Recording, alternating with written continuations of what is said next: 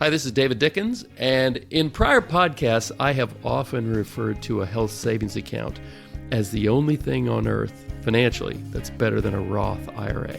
So what we want to do today is explore, well, why is that, and are they right for everyone? So I'll go get Walter, and we'll get started. Thanks for joining us for another edition of Cover Your Assets KC. Walter Stroholt here alongside David Dickens, President and Wealth Advisor of Creative One Advisors Group, based in Overland Park, but serving folks all throughout the Kansas City area and beyond. And you can check us out online by visiting creativeoneadvisorsgroup.com. creativeoneadvisorsgroup.com. That's linked in the description of today's show so you can find it easily. David, looking forward to talking HSAs with you here in a few moments, but first, how are things treating you, my friend? Things are pretty good. I celebrated a birthday last week. Did you? Well, happy belated birthday. No, well, thank you. This must have been the big 35, right? Exactly. Yeah. But luckily not 35 times 2.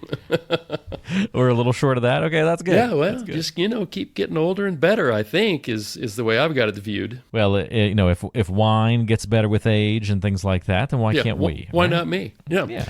And so those listeners who get our weekly e-newsletter saw a picture of three of my grandchildren, the 3 handsome grandsons and me, in front of a big birthday cake. So we spent my birthday in Texas hanging out with the grandsons, and all was well. Well, I'm really glad to hear that. I just pulled up the picture of you guys here in my email because I'm a subscriber, and there you go.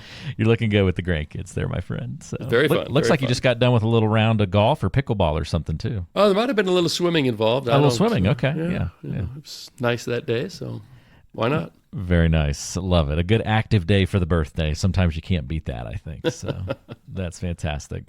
Well, looking forward to a good show with you today, my friend. And we're talking HSAs. And as you said, the 6 things everyone should know about them. So we'll get to the 6 in a moment. But first, let's start with, what is an HSA? Because it's always good to cover the basics, just to be sure. Yeah, so really an HSA is, I'm going to call it a personal tax-advantaged savings account that you can establish under certain requirements and rules that is designed to cover qualified medical expenses that you have over the rest of your life, anytime. And the 3 beautiful things about it, which is why I often refer to it as the greatest thing on financial earth, even better than a Roth, it's that, so like a Roth, the money you put in grows tax-free. And like a Roth, the money you take out comes out tax-free. Unlike a Roth, the money you put in, you get a tax deduction for it, like your IRA. So your Roth money goes in after you've paid your taxes. But with an HSA, you get a deduction for putting the money in, letting it grow tax-free, and taking out tax-free. It is it's a very rare triple tax advantaged account. Is it the only one of its kind? I mean, is this the only place that has this unique trait? That is the only place I know of that offers this kind of treatment. Okay, there you go. Excellent. And do you get a lot? I'm guessing you get a lot of questions about these from clients, or this is part of someone's plan. This is a common thing to come up in the planning process. Well, it is but it really has. It's come up mostly with clients who were self-employed or had their own health insurance. When you have it at work, a lot of times the employer and the employee can put money in. If you're self-employed, well, it's all you all the time. And there are, of course, limits, which is one of the 6 things that you'll want to know about HSAs. We're going to cover that in just a minute. Yeah, so it's mostly my self-employed clients that say, all right, should I have one or can I qualify for one? Usually, if you're employed, it just comes as part of the company benefit. Okay, excellent. All right, well, let's get to the list of the 6. David has given me an advanced peek here, so I can see that number 1, the thing we need to know about HSAs, is that we need to know who can have it, who qualifies. Yeah, so in order to be able to have an HSA, you have to have a high deductible medical plan, and that's defined in IRS literature, so I'm not going to try to redefine it here. But you have to have the plan you select, either individually or through your work, has to be classified as a high deductible medical plan. That's really it, who can have one. Who should have one is probably maybe more appropriate. You need to be able to make sure that your household finances allow you to have a high deductible medical plan. So if your household spends a lot of money on medical problems, maybe a high deductible plan isn't your thing, which then, of course, would mean you could not have an HSA. But that's who can have it. The only qualification is you have to have a high deductible plan, and you cannot be on Medicare. Okay, makes sense. Good layout so far to see if you fit into that group or those groups or not. Item number 2 on what we should know about HSAs. How much can we or should we put in? Maybe those are different questions. Yeah, the should, I guess, is if you can afford to put in the maximum, and the maximum is defined by the IRS. And it's also indexed loosely to inflation. So this year, 2025, an individual can put in $4,300. So when I was doing this, my wife and I each had individual plans, so we could put in $8,600. If you have a family plan, it's quirky, but it's only $8,550.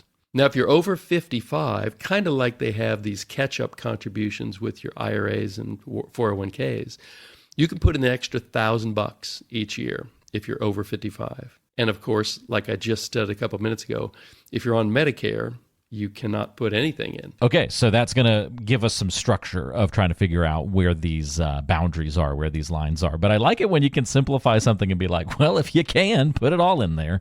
That certainly makes things a little bit easier to figure out if you've got the ability to do so. Now, I know this is the next big question is, all right, is this just a savings account, or this is what makes it unique? Can I invest money in an HSA if I'm maybe planning to let it be in there for a while? Yeah, so this is the most exciting thing to me because I'm an investment guy. I've always been intrigued by investments. I have an individual one and I have a company one. So I have 2 different logins. But I'm able to log in and select from mutual funds. They don't allow me individual stocks, individual bonds, or ETFs. But in mutual funds, you can invest this thing like you would your 401k or your IRA. My plan is to have my HSA grow a lot tax-free over the next 5 or 10 years. And I'm not exactly sure what I would use it on. I'm a relatively healthy guy for my age, so I don't really spend money on healthcare stuff. But eventually, I'm sure I will.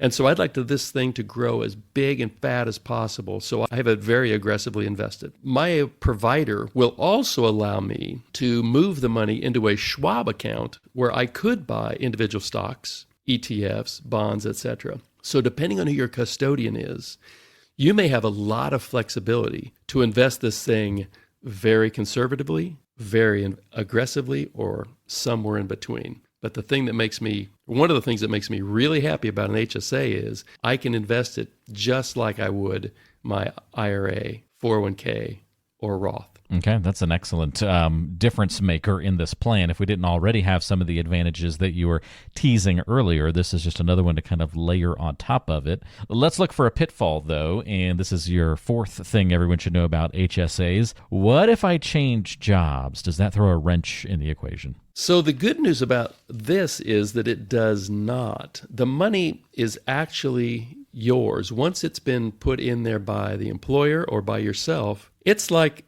if you change jobs, you should move your 401k, roll it over into an IRA. If you leave your job, there probably is money left over in your HSA because it rolls over from year to year. It doesn't expire like certain other accounts that you might have at your employer, where it's use it or lose it, use it by the end of the year, or it's over. The HSA lives on in your name. So doesn't matter if you change jobs. It doesn't matter if you become self-employed or if you go to a new employer. Your new employer may offer an HSA. They may not. But the money you've put in is yours forever until you spend it. We certainly like that idea. That's a good difference to know that it's not this kind of like use it or lose it type setup that you get with those other plans, and a lot of advantages to that flexibility that comes along with the HSA. So far, we're not done. We're only into number 5. We are, and you just used the word flexible. So yeah, a lot of people who are employed will know that their company might not offer an HSA, but they might offer an FSA, right, or a flexible spending account.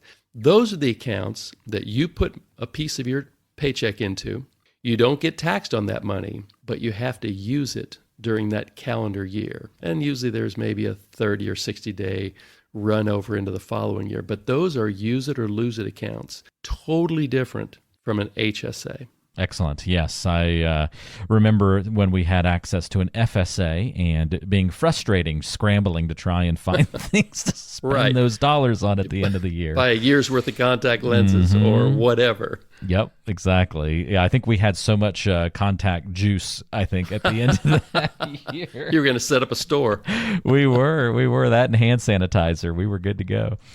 So I like the flexibility of that HSA. Funny that you can use the word flexibility and it kind of applies more to the HSA than the one that actually has the flexible word in it. But in any event, let's go to number 5 here. And this is where we get to kind of that triple advantaged verbiage you were using a little bit earlier. One, what can it be used for? And can we also cover the tax-free element in this one? Yeah. So the money has to be used for medical-related, health and medical-related expenses. So some examples, especially for, maybe I was getting ready to start with hearing aids. That doesn't necessarily mean you're over 60, but oftentimes it does. Might be one that pops up. Yeah. But things like hearing aids or your glasses or contact lenses or physical therapy. You can even use it for laser eye surgery, for instance. Or my wife has occasionally gotten acupuncture for some allergies that she has. So there's a wide range of medical-related expenses that you can use it for. Now, there's a bunch of things you can't use it for. Anything that is obviously not health expense related, you can't, and have it come out tax-free. So it's worth it. If you have something that's a little bit off the run, a little bit out of the ordinary, it's worth it to do a quick Google search and find out if that is part of the IRS-approved health expenses. But generally speaking, if you're doing something that is a run-of-the-mill healthcare expense and you decide you want to pull out your HSA debit card and pay for that with your HSA account, knock yourself out. That's what it's there for. Mine is there for accumulation. Yours may be there to pay medical expenses all along the way. Either way is fine. Whatever makes you happy as far as this type of account goes. If you use it for medical expenses, you're still getting a lot of benefits. You're just kind of missing out on that last one, right? In a way, like that tax-free, being able to take it out and use it maybe down the line for other benefits. Yeah, for maybe big expenses when you are in the later stages of life. You've had an account that's been growing tax-free, maybe aggressively tax-free, and so you get into healthcare trouble. It's a great reservoir of tax-free money that you've let grow, compound over years and maybe decades to cover some of those big, mostly unexpected, but we're more than half of us are expected to need some sort of long-term care when we get there, and we're all seem to be getting older. So anyway, it's a really nice reservoir of tax-free money if it's your plan to not use it for everyday medical expenses now. Okay, let's move to number 6, everything, things that people should know about HSAs. We talked about who qualifies to put money into an HSA, but twisting that a little bit, is it right for everyone? Should this is the should. Yeah, so as awesome as these things are, they're really not right for everyone. And so one example I could think of is, and I'm sure there are more, but if you can't afford to have a high deductible healthcare plan, then getting one just to get an HSA is probably not a good idea for you. So you'd really want to take a look. Let's say you are employed at a company and they offer you a high deductible plan and maybe a couple of other plans to choose from. You'd really want to sit down with your, if you have a significant other, a spouse, whatever that is, and take a look at how do we spend money on healthcare costs during the year. And if we wouldn't otherwise go for a high deductible plan, which just means you have a lot more money out of pocket before the insurance kicks in, if we wouldn't do that normally, then we shouldn't do that just because we have access to an HSA. And so a lot of that, the easy way to think about that maybe is, do we have an emergency savings fund? Do we have enough cash, available cash, to cover whatever might come up? Because whatever might come up isn't a good use for the HSA funds that you're putting away. It needs to be healthcare related, whatever comes up. Makes a lot of sense. All right, we have a bonus to give folks here, David. So it's the 6.2 things that 6.1 things that we need to know about HSAs. You always give us a fun bonus here. Well, yeah, and this one is just it may not be obvious, but you need to make sure that you have named a beneficiary to your HSA. Just like you would your IRA or your Roth or your 401k, the HSA money can go to a beneficiary after you are deceased. And then they can distribute it for their own medical-related expenses, which, of course, will also be tax-free withdrawals from this type of account. And unlike the rules surrounding inheritance of Roths and IRAs, there's no particular time that this money has to be cleaned out. It's another benefit to kind of understand there. But if we're going to kind of treat this as a retirement opportunity to be leveraged in a retirement plan, we got to treat it that way. And that's with, having the beneficiaries in place. I think that's a great little thing to add on here. Let's not overlook some important elements like that. Well, it's a great breakdown, David, and it's compelling to see HSAs, how they can work for somebody, both in the near term with those more immediate healthcare needs. But man, if you have the flexibility and the cash flow and the ability to leverage this as more as a part of your retirement plan, what an even better way to maybe incorporate this. So that's pretty cool. Is this something that you talk about and you cover in your first visit with a client? If somebody gets in touch with you and says, David, I want to talk about my retirement plan and I'm interested in this HSA thing, is that something that's coming up early in the process, or is this a later down the line kind of thing? It usually is not, because it's rarely a foundation of somebody's retirement plan. It's kind of a... what we really want to know is about liquidity, about expenses. Do they spend more than they make? What kind of retirement do they have? Retirement accounts do they have put away from themselves? And if you happen to have a big, juicy HSA, that's a real bonus.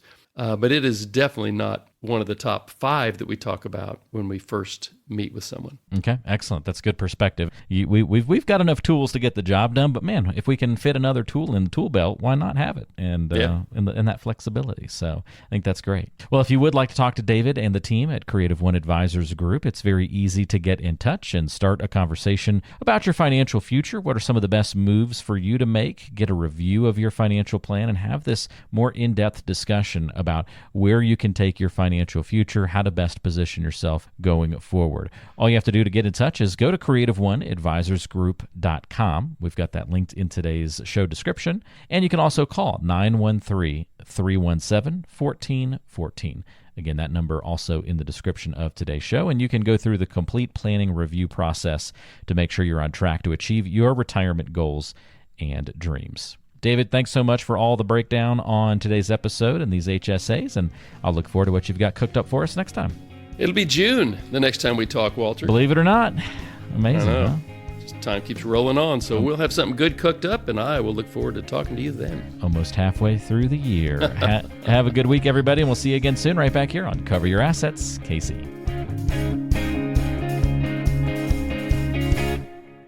Creative One Advisors Group has been proudly serving families in the Kansas City metropolitan area since 2003. Over the years, we've evolved to help meet the needs of our clients, becoming KC Financial Advisors in 2010. In November 2021, our advisory business was acquired by Creative One Wealth, LLC, C1W, and in January 2025, we officially adopted the name Creative One Advisors Group. Previous episodes were recorded under the branding of KC Financial Advisors, which has since been rebranded as Creative One Advisors Group. Any references to KC Financial Advisors should now be understood as referring to Creative One Advisors Group. Investment advisory services are offered through Creative One Wealth, LLC, a registered investment advisor. Creative One Advisors Group is a DBA of Creative One Wealth. Insurance services are offered through licensed insurance professionals. Investment advisory services are provided in accordance with the fiduciary duty of care and loyalty that includes putting your interest first and disclosing conflicts. Insurance services have a best interest standard, which requires recommendations to be in your best interest. Creative One Wealth is not affiliated with or endorsed by any government agency and does not provide tax, legal, or estate planning advice or services. Investing involves risk, including the potential loss of principal. No investment strategy can guarantee a profit or protect against loss. Neither asset allocation nor diversification can ensure a profit or guarantee against losses. None of the information contained herein shall constitute an offer to sell or solicit any offer to buy a security or any insurance product. Insurance product guarantees are backed by the financial strength and claims paying ability of the issuing company. The Creative One family of companies includes Creative One Wealth, LLC, a registered investment advisor, Creative One Securities, LLC, member FINRA SIPC, and a registered investment advisor, and Creative One Marketing, LLC. These companies share common ownership. Additional details regarding advisory services are available in our firm's ADV Part 2A and Form CRS.